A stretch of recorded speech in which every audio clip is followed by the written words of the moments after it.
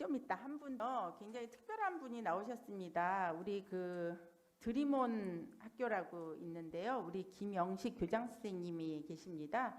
여기는 우리 장애우들을 위한 장애우들이 커서 어른까지 되는 거죠, 그죠? 그런 학교를 운영하고 계시는데요. 좀 우리 대안학교의 다양성을 위해서 저희가 사실은 우리가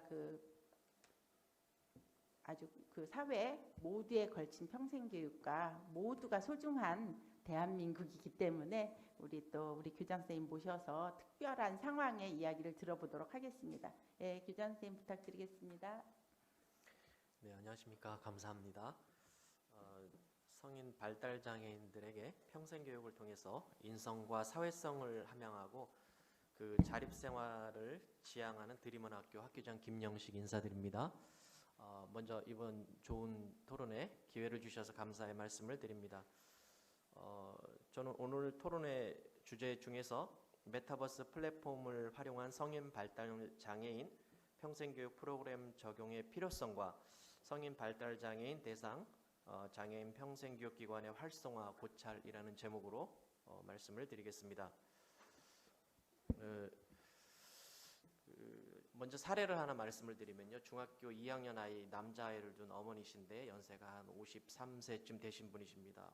대원여고 나오셨고 유학도 다 다녀오신 분이십니다. 그 아이로 인해서 툭하면 가끔씩 지금도 올라오는 생각, 번개탄 가지고 차 안에서 어디에 가서 아이하고 사라지면 남편과 우리 아이가, 둘째 아이가 편안하게 살 수 있었겠다 하는 생각을 끊임없이 하는 분들의 고충이 있습니다.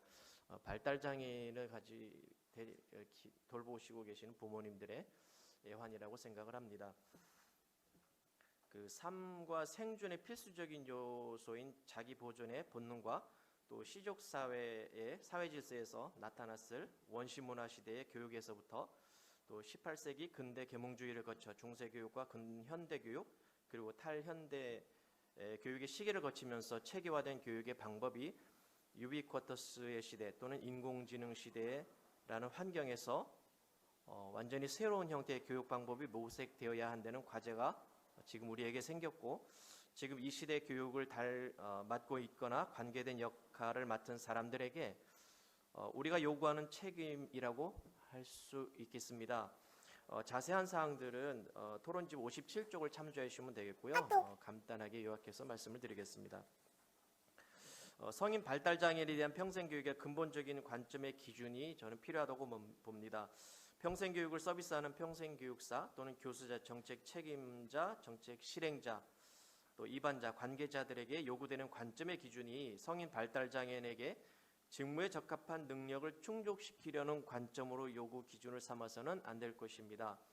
우리가 소위 말하는 IQ라는 인텔리전스 퀘션트라는 지수를 높이려는 의지가 아니라 소위 습관, 지혜, 통찰, 생활 지식으로 총칭되는 플루이드 인텔리전스라는 유동성 지능을 높여주는 교육이라야 할 것입니다. 성인 발달 장애인의 평생 교육은 그 목적과 방향의 기준점 오류가 있을 때에 발달 장애인임에도 불구하고 비장애인에게서 요구되는 직무의 능력을 기준으로 삼게 돼서 비장애인에게 준하는 기능을 요구하게 되고 심지어 경제생활에 필수로 요구되는 생산 능력의 직무 능력 수준을 요구하게 되는 문제를 발생시키게 됩니다.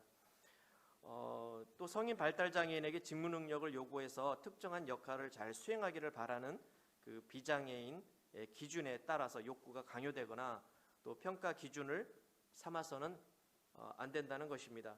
사실 발달장애인에게는 비장애인들이 특별한 문제의식 없이 삶을 영위하는 일상이라는 것 자체가 인생의 가장 큰 과제가 되는 사람들입니다. 그리고 발달장애인에게 일상이 생활로 연결되지 못할 때 보호자분들의 사회적 비용을 과다하게 요구하게 되고 또 이는 결국 개인의 삶의 질을 저하시키고 지역사회 통합을 어렵게 만들고 국가의 경쟁력도 부정적인 영향을 끼치게 되는 요인입니다. 그러므로 성인 발달장애인에게는 자신에게 해를 가하지 않고 다른 사람에게도 문제를 일으키지 않는 일상이라는 생활의 정도를 잡이라는 직무라는 인식의 개선이 우리에게 시급히 필요하고 요구된다고 할 것입니다. 발달장애라는 특성상 스스로의 성품을 다스려서 성인으로서의 통합 성품에 도달하기가 어렵다는 것을 우리가 이해해야 되고요. 발달장애인의 인성과 사회성을 다듬고 훈련하는 평생교육 프로그램 교육이 근본적으로 제공되어야 할 것입니다. 그리고 그런 교육은 울타리 교육 방식, 그러니까 바운더리 메소드라는 접근을 통해서 습관을 강화시켜주는 유동성 지능을 높여주는 방식의 교육이어야 한다고 봅니다. 이것은 피교육자에게 교수자의 기준이나 욕구 수준에 이르게 하는 의지나 또는 개입되는 일이 없도록 교육 서비스 제공의 원천적인 안전장치가 되어줄 것입니다. 그래서 발달장애인의 평생교육 제공을 통한 자립생활의 지원과 안정적인 생활의 유지, 그리고 보호자와 그 가족들의 생활의 안정과 인간의 존엄성을 존중하기 위한 제도 개선으로 다음과 같이 몇 가지 이슈를 또 제안을 드리는 바입니다. 그 첫째로 경기도 내 발달 장애인을 대상으로 하는 평생교육 프로그램을 서비스하는 장애인 평생교육 기관에 대해서 메타버스 교육 환경 구축을 지원할 수 있기를 바랍니다. 둘째로 발달 장애인의 인성 교육과 가족의 안녕을 지원하기 위한 적절한 교육을 위해서는 발달 장애인을 대상으로 하는 평생교육 프로그램을 제공하는 그 장애인 평생교육 기관에 대해서 발달장애인 3명당 지도교사 1명의 지원이 있어야 합니다. 이것은 보건복지부에서 이미 시행하고 있는 제도임에도 불구하고 평생교육 분야에서는 적용을 하고 있지 않으며 또 제도가 마련되어 있지 않습니다. 세 번째, 발달장애인의 그 특성상 그 데이케어라는 기능이 포함되어 있습니다. 때문에 점심시간을 포함해서 하루 6시간 이상의 평생교육 프로그램을 제공받는 발달장애인이 있는 그 장애인 평생교육 기관에 대해서는 교육비 지원이 현재 상태에서 더 추가 지원되어야 할 것으로 봅니다.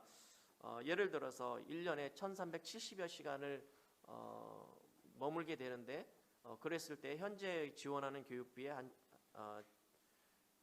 1,600만 원, 2천만 원 정도가 모자라는 상태라고 보여집니다. 이 부분이 좀 더 개선되기를 바랍니다. 네 번째는 그 학령기에 집중되어 있는 그 바우처 제도가 있습니다. 성인 발달 장애인에게도 이 바우처 제도가 계속이 되어서 그 평생학습, 평생교육 바우처 제도가 유지되어질 수 있기를 제안합니다. 토론의 중점을 위해서 저는 이렇게 짤막하게 간략하게 말씀을 드리겠습니다. 이상입니다.